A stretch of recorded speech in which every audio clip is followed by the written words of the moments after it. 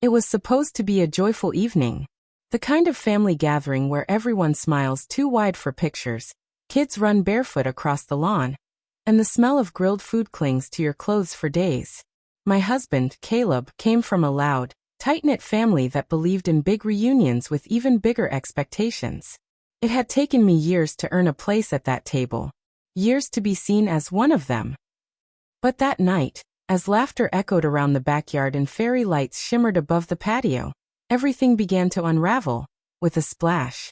I had just returned from the kitchen with a fresh tray of drinks, balancing them carefully, smiling politely, when Caleb's cousin Olivia approached me. She was one of those women who smiled with her mouth but not her eyes, always teetering on the edge of passive aggression. "Wow," she said, her gaze gliding over me like a blade.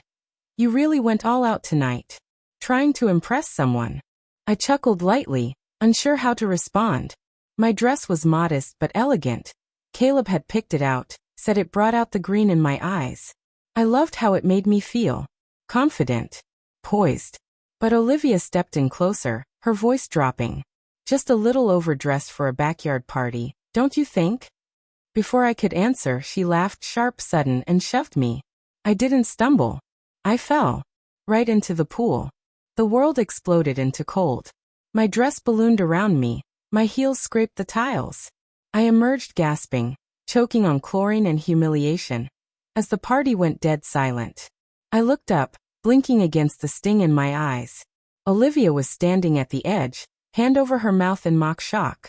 Caleb was already rushing toward me, shouting her name. But it didn't matter. I saw what I needed in her face: satisfaction. Later, soaked and shivering in Caleb's truck, I tried to laugh it off. "She probably had too much to drink," I said. "Or it was a joke gone wrong." But something deeper told me it wasn't a joke. It was a message. I just didn't know what it meant yet. In the following weeks, Olivia's name kept popping up in our lives. She started calling Caleb more often, dropping by unexpectedly, bringing food and favors. She was suddenly family-oriented. As if that night by the pool had never happened. Caleb insisted she felt terrible. That she'd cried afterward. That she was trying to make amends. I tried to believe him. Tried to forget how smug her smile had looked in the moonlight. But then I found the earrings. They were tucked beneath the passenger seat of Caleb's car. Small gold hoops. Not mine. I held them in my hand for a long time before asking. He blinked. "Those? They're probably yours." "They're not." "Well," he said, scratching the back of his neck. "Maybe Olivia dropped them when I drove her home from the barbecue." That barbecue had been 2 weeks ago, and she'd supposedly been too drunk to drive. But that didn't explain why he hadn't mentioned it. Or why the earrings were hidden, not sitting out. My heart started whispering something my mind wasn't ready to hear. The next clue came from his phone. I never snooped. Never felt the need. But that night, as he slept beside me, I opened it. The passcode hadn't changed. Their texts were still there, buried deep under a fake contact name. They weren't graphic. No pictures. No blatant confessions. But there were too many late-night thinking of us. Too many memories of that weekend with no context. I scrolled until I reached one message that shattered me.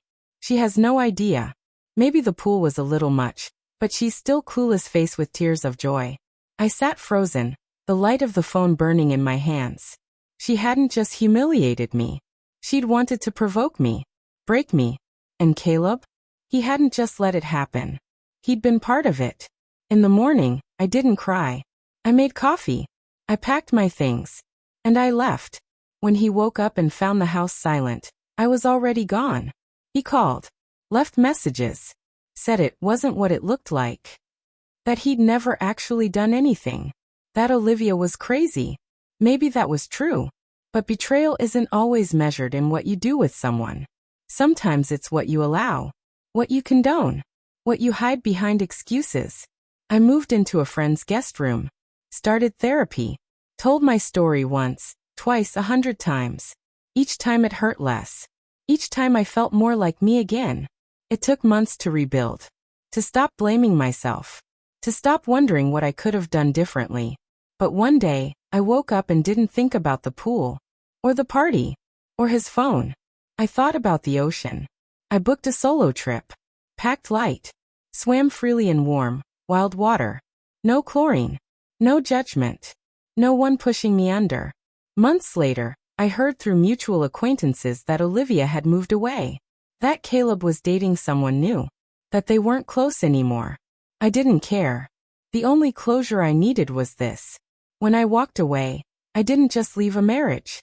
I left a life where I was constantly treading water, desperate to be enough. And I haven't looked back since.